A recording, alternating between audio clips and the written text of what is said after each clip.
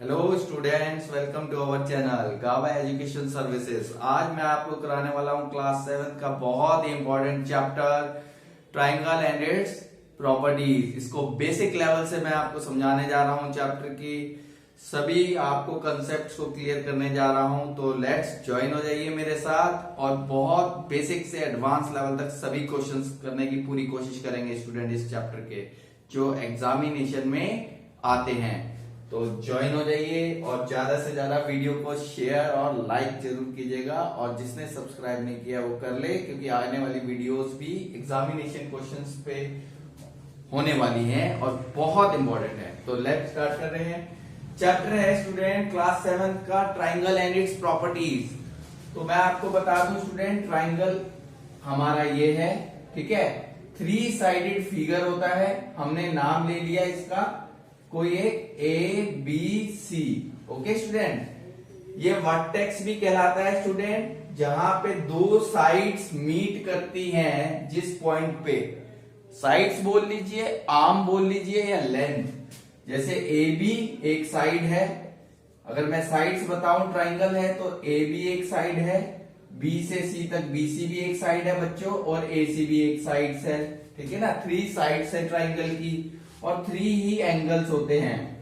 एक एंगल हमारा जो वर्टेक्स पे बना है ये रहा, दिस एंगल A, और एक ये वाला है एंगल B, और एक angle C। This is a sign of angle, ये वाला।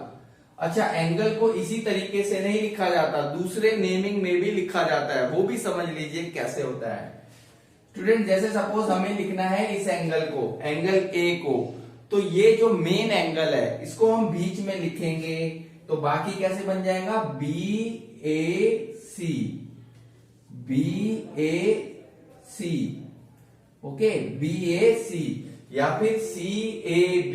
दोनों ही केसेस में आप सुन रहे हैं तो बेटा A जो है बीच में है, तो अगर आप ऐसा लिखा जाए तो आप समझ जाइएगा कि आपका जो किस एंगल की बात कर रहा है, A एंगल की। जो बीच में लिखा है वही मेन एंगल है, ठीक है ना, उसी एंगल की बात हो रही है, BAC। अच्छा, अगर B को लिखना हो ऐसे ही, B को तो B बीच में आ जाएगा, तो क्या लिखेंगे आप ABC। और ऐसे ही C को लिखना हो, C को तो ACB। ध्यान से समझिएगा, क्योंकि जो आपका अगला चैप्टर है ना बच्चों, ACB, C को लिखने का, ठीक है ना, वो भी इसी से रिलेट करता है, ठीक है। कॉन्करेंस ऑफ ट्राइंगल बहुत इंपॉर्टेंट है, ये चीजें बहुत काम आने वाली है, इसलिए मैं यहीं से आपको समझाना स्टार्ट कर रहा हूं। तो ठीक है स्टूडेंट, ये क्लियर हो गया। 3 साइड्स होती हैं ट्राइंगल की और 3 एंगल्स होते हैं। अब मैं आपको बताता हूं, सपोज हमें जो है 3 साइड्स दी हैं ट्राइंगल की। साइड्स आप कह सकते हो या नहीं भी, हमें 3 साइड्स दी हैं, 4 सेंटीमीटर, 5 और हमें दे दिया 7। अब वो ये बोल रहा है, ये नहीं बोल रहा साइड्स हैं, ये बोल रहा है क्वेश्चन में, क्या पॉसिबल है, इज इट पॉसिबल, ये जो हमें दिया हुआ है 3 साइड दी है, इससे क्या ट्राइंगल पॉसिबल है। अब कैसे बताएंगे स्टूडेंट कि ये ट्राइंगल पॉसिबल है या नहीं। एक बहुत ही आसान सा तरीका है, कोई भी 2 साइड का सम कर दो बच्चों, कोई भी 2 साइड का सम कर दो। अगर वो ग्रेटर आता है, बड़ा आता है, जो बाकी हुई बची हुई 3rd साइड है, तो समझ लीजिए ट्राइंगल पॉसिबल है, यानी इन साइड से ट्राइंगल बन सकता है। अगर ऐसा नहीं होता है तो नहीं बनेगा। समझ आया बच्चों। अब कैसे बताता हूं। सपोज आपने बोला भाई ऐसा है, पहले हम इन दोनों को प्लस करते हैं, 4 + 5 9। क्या ये जो इन दोनों को प्लस करके जो भी आ रहा है, ये 3rd साइड जो बाकी बच गई है, इससे बड़ा आ रहा है, बड़ा आ रहा है कि नहीं। 4 + 5 9, इससे बड़ा है 7 से, यस बड़ा है, यस। अब मैंने तो कोई भी 2 साइड बोला है, तो ऐसा बोला है सम ऑफ एनी 2 साइड्स, कोई भी sum of any 2 sides is greater than, greater होनी चाहिए बच्चों 3rd साइड से।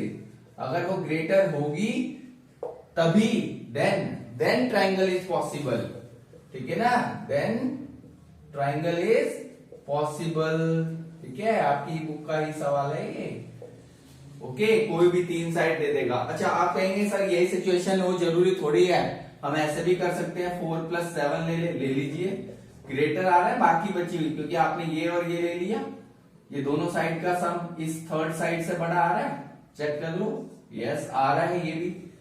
अब आप कहोगे ये भी तो हो सकता है, इन दोनों को ले लें, ले लीजिए, सबको कुछ लेके देख लीजिए। 5 + 7 4 से बड़ा 11 आ रहा है, 4 है, यस।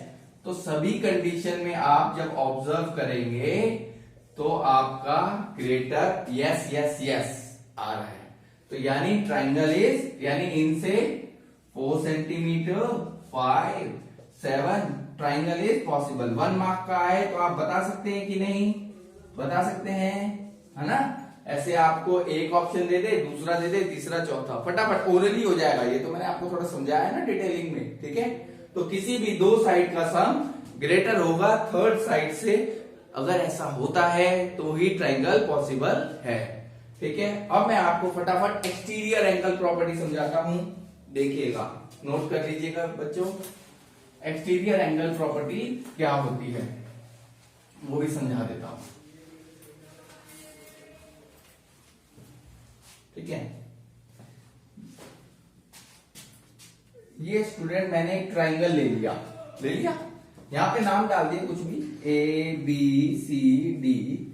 एक्सटीरियर एंगल होता है स्टूडेंट बाहर वाला एंगल ट्राइंगल के। तो आप कहेंगे बाहर वाला कौन सा जी एंगल? अगर आप ध्यान से देखें, ये वाला और ये वाला, ये ट्राइंगल है एबीसी, ये अंदर की तरफ है बच्चे, ठीक है ना जी बच्चों, ये अंदर की तरफ बना हुआ है, बाहर वाला ये वाला है सिर्फ, ठीक है। तो इसका नाम क्या है? अभी जैसे नेमिंग बताया था, अब आप सीख गए होंगे। ये वाला है, अगर मुझे ये वाला लिखना है बाहर वाला, ये वाला, तो कैसे लिखोगे? क्योंकि जिस पॉइंट पे बना है वो क्या है? सी। तो आप अगर सिर्फ सी लिखते हैं सिर्फ, तो यहां पे आपका गलत हो जाएगा, क्योंकि सी पे तो आप ये भी हो सकता है, ये भी, तो नहीं समझ पाएगा टीचर। तो बाहर वाला कौन सा है? ये वाला। तो इसका नाम क्या होगा? ए सी डी। ये हो गया हमारा एक्सटीरियर एंगल, ठीक है। तो एक्सटीरियर एंगल प्रॉपर्टी क्या होती है मैं समझाने जा रहा था। सपोज एक क्वेश्चन लेके आपको समझा देता हूं। ये हमें दे रखा है 105, ये दे रखा है हमें x, और ये दे रखा है 40 डिग्री, ठीक है। एक्सटीरियर एंगल प्रॉपर्टी क्या है? हमें x की वैल्यू फाइंड करनी है इसमें, ठीक है। एक्सटीरियर एंगल प्रॉपर्टी, रीजन आपको जरूर लिखना है क्या है। होता क्या है? Sum of two opposite interior angles is equal to exterior angle. समझे? दोबारा समझो कि एक ट्राइंगल है, अगर उसका एक्सटीरियर एंगल दे रखा है, एक्सटीरियर एंगल हमेशा इक्वल होगा। किसके इक्वल होगा बच्चों? दो ट्राइंगल के दो एंगल के सम के, लेकिन वो दोनों एंगल अपोजिट होने चाहिए। अब आप कैसे समझेंगे? देखिए, ये एक्सटीरियर एंगल है, ये वाला एक्सटीरियर एंगल है ना, ठीक है। अब एक्सटीरियर एंगल है तो इंटीरियर एंगल कौन से हैं? दो अपोजिट कौन से हुए? ये वाला तो आपका अपोजिट नहीं होगा ना बच्चों, इसके तो ये साथ वाला है, अपोजिट कौन सा होगा? इसके अपोजिट क्या बनेगा? ये वाला तो साथ वाला है, तो ये तो नहीं होगा, तो कौन सा बना? This angle and this angle. तो ये बन गया x + 40। अगर पूरा रीजन नहीं लिखना है, आपको सिर्फ यही लिखना है, वो तो मैंने समझाने के लिए आपको बता देता हूं क्या है। Sum of two opposite interior angles is equal to exterior angle, ठीक है। लिखना चाहे आप लिख लीजिए, लेकिन आपको ये रीजन ऐसे यही लिखना सफिशिएंट रहेगा, ठीक है। तो अपोजिट एंड, अगर इंटीरियर एंगल का सम, अपोजिट इंटीरियर एंगल का सम एक्सटीरियर एंगल के इक्वल होगा, ठीक है ना।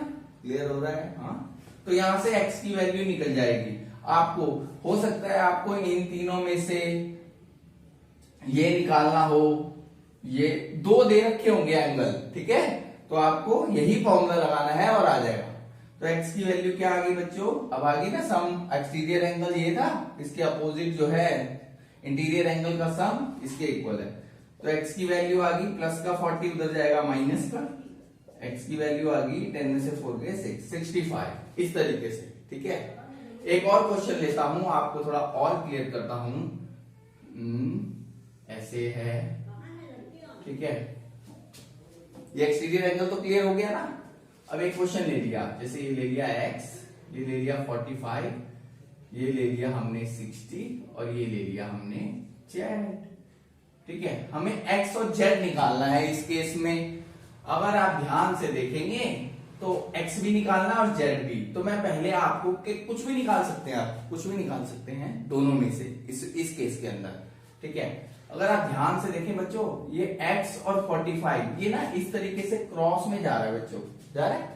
जब क्रॉस में जाता है ना तो आमने सामने वाले एंगल्स, जो आमने सामने होते हैं ना, वो हमेशा इक्वल होते हैं। क्या होते हैं? इक्वल। तो x हो गया 45, x हो गया 45। रीजन समझ गए आप? क्या रीजन होता है पता है? Vertically opposite angles. पूरा ना लिख के ऐसे लिखा जाता है, वैसे पूरा ये होता है वर्टिकली अपोजिट एंगल्स। ठीक है, आमने सामने वाले एंगल जब क्रॉस में हो तो ये और ये इक्वल हो जाएगा, ऐसे ही ये वाला और ये वाला इक्वल हो जाएगा। ठीक है, तो x की वैल्यू तो आ गई 45।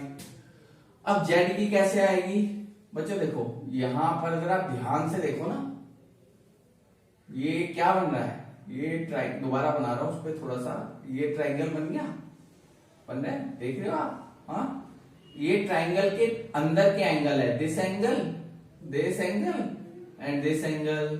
ठीक है, ये अंदर के जब एंगल दे रखे हो, कोई भी दो एंगल दे रखे हो अंदर के, और एक निकालना हो तो एक फॉर्मूला लगता है, वो बता देता हूं। ये दो एंगल दे रखे हैं ना, कोई भी दे रखे हो अंदर के, जब अंदर के दो एंगल दे रखे हो, तीसरा निकालना हो तो एक फॉर्मूला होता है, इन तीनों एंगल का प्लस कर दो, 45 degree plus 60 degree plus z। ठीक है, इन तीनों का सम होता है 180 डिग्री। ये होता है बाय एंगल सम प्रॉपर्टी। इसे आप बड़ी क्लास में 9th में जब जाएंगे तो इसको प्रूव करना सीखेंगे कि भाई तीनों एंगल का सम 180 क्यों होता है। अभी तो आपको सिर्फ ये ध्यान में रखना है कि अगर तीन एंगल हैं, अंदर वाले तीनों एंगल का सम हमेशा 180 होता है, हमेशा। ठीक है, तो ये हो गया। अब यहां से आप z की वैल्यू बड़े आसानी से निकाल सकते हैं। 5 plus 0 5, 6 plus 4 10 plus z equal to 180। ठीक है, ये तो बाकी तो समझ के हो गया। हाँ, ठीक है ना, एक्सटीरियर एंगल वगैरह। देखिए, तो यहां से z की वैल्यू आ जाएगी बच्चों, नोट कर लीजिएगा वीडियो पॉज करके। तो z की वैल्यू क्या आ जाएगी? ये प्लस का 105 है, ये 105, इसके आगे कोई साइन नहीं है, प्लस का है, ये इक्वल टू के दूसरी तरफ जाएगा। तो जब चेंज हो जाता है, ट्रांसपोज करते हैं, वैल्यू जो है इक्वल टू के दूसरी तरफ जाती है, तो प्लस का साइन माइनस हो जाता है, रिवर्स हो जाते हैं साइन। ठीक है ना, प्लस का माइनस, माइनस का प्लस और डिवाइड का मल्टीप्लाई और मल्टीप्लाई का डिवाइड। तो क्या है, प्लस का माइनस हो गया, माइनस करा 75, ये आ गया z की वैल्यू। ठीक है, तो ये भी आपको हो क्लियर हो गया होगा। हाँ, अब एक क्वेश्चन और लेता हूं, थोड़ा सा ट्रिकी सा। ट्रिकी सा क्या है, अब ये सब में किया है हमने इस तरीके से कुछ, नाम ले लेते हैं, चलो कोई भी, ये नाम ले लिया। ठीक है, देखना अभी आपको भी थोड़ा जाना बचाना ही है, कोई बात नहीं। ये रहा हमारा x, ये रहा हमारा, हमने ले लिया 100 डिग्री, ये ले लिया हमने y, और ये ले लिया हमने, इसको ले लिया 30 डिग्री। ठीक है, हमें x और y निकालना है। अब बताओ अब देखो ध्यान से, लॉजिक्स लगने चाहिए तभी मजा है। देखो क्या करेंगे, ठीक है, हमें x और y निकालना है ना, इसमें कंसेप्ट सीख जाएंगे आप कंसेप्ट सीख गए ना तो मजे आ जाएंगे आपको, इजी लगेगा चीज। तो सबसे पहले आप कहेंगे सर आपने तो एक्सटीरियर एंगल प्रॉपर्टी भी बताई है। ठीक है, एक्सटीरियर एंगल का देखते हैं। आप बोलेंगे सर ऐसे भी क्या कर सकते हैं, ये सपोज एक ट्राइंगल है बेटा, 30 प्लस वाई प्लस एक्स, 30 अंदर वाले तीनों एंगल का सम 180। तो यहां फंस जाएंगे कि अगर आप ऐसा पहले करेंगे 30 plus y plus x equal to 180, तो दो वेरिएबल है, दोनों वेरिएबल की एक साथ वैल्यू कभी नहीं निकल सकती, क्योंकि अगर आप मैं आपको थोड़ा बताऊंगी। 30 प्लस वाई प्लस एक्स 180 होता है, जैसे यहाँ बताया ना अंदर वाले तीनों का। तो वाई और एक्स कोई वैल्यू पता हो तभी तो, किसी एक की वैल्यू पता हो तभी तो आप लगा सकते हैं। ठीक है, तरीके बहुत सारे होते हैं। तो ये तो नहीं होगा, क्या होगा बच्चों? देखो ये बाहर वाला एंगल दे रखा है, बोलेंगे सर बिल्कुल दे रखा है एक्सटीरियर एंगल। तो बाहर वाला एंगल किसके इक्वल होता है? अंदर वाले दो अपोजिट एंगल के सम के। ये वाला तो भाई इसके अपोजिट, ये वाला तो होगा नहीं, क्योंकि ये क्यों नहीं होगा? ये तो साथ वाला एडजेसेंट एंगल है, साथ वाले को एडजेसेंट बोलते हैं, साथ वाला है। तो इसके अपोजिट कौन सा बैठा? ये दो, बाकी बचे हुए, क्योंकि ये तो होगा नहीं, ये साथ वाला है, तो यही दो हुए ना। इन दोनों का sum, opposite sum of two opposite interior angles, दो किसके अपोजिट होने चाहिए? बाहर वाले के। तो बाहर के अपोजिट ये दोनों हुए, ठीक है ना। ये वाला नहीं हुआ। तो रीजन आप जानते हैं, एक्सटीरियर एंगल प्रॉपर्टी। ठीक है, यहां से हम y की वैल्यू निकाल लेंगे। 100 प्लस का 30 हो गया, माइनस का y आ गया 70 डिग्री। अच्छा y आ गया है 70, अब x निकालना है, तो अब ये लगा दो। बहुत सारे तरीके हैं, इससे भी आ जाएगा x। दिखाऊं, ये एंगल सम प्रॉपर्टी हो गया ना, भाई इन तीनों का सम कर दो 30, y आ गया 70 बच्चों, x आ गया 30 प्लस 70 100, x आ गया हमारा 180 माइनस 100, x आ गया 80। क्या और भी तरीका है इसको ना लगा के किया जाए? बिल्कुल है। देखो बच्चों, ये एक लाइन बन रही है, ये वाली ध्यान से देखना, बन रही है ये लाइन, इस पे एक रे जा रही है। रे होती है जिसका एक एंड पॉइंट है, ये एक एंड, ये लाइन है, ये लाइन है, लेकिन ये एक रे है, क्योंकि इसको आप आगे बढ़ा सकते हो, आगे बढ़ा सकते हो ऐसे, लेकिन बढ़ाना नहीं है अभी, ऐसा कुछ रिक्वायर्ड नहीं है। हमें ये दे रखा है x और ये दे रखा है 100, कुछ ऐसा ही है ना, ये x और ये 100। बेटा देखो यहाँ पे जब ऐसा होता है ना, तो ये सेमी सर्कल बना रहा है। यहां से देखो ध्यान से पूरी वीडियो को, बहुत मजेदार है, होने वाली है। ठीक है, क्लियर हो रहा होगा आपको? हाँ, तो ये x है और ये 100, ये क्या बना रहा है? Semi circle. लाइन पे, उस लाइन पे सेमी सर्कल, हाफ सर्कल बन रहा है। तो ऐसा अगर होता है तो ये क्या कहलाता है? x प्लस 100, दोनों का सम हमेशा 180 होता है, जिसे हम बोलते हैं लीनियर पेयर। Linear pair. तो यहां से x की वैल्यू निकल गई, प्लस का 100 उधर चला जाएगा, तो x आ गया 80। तो आप ये मत लगाओ, ऐसा आपकी चॉइस है, आपको सीखो जरूर, पता होना चाहिए क्या हो रहा है। ये आ जाए या ऐसे कर लो, ठीक है, मजा आ रहा है? हाँ, तो ये आ गया बच्चों आपके लिए।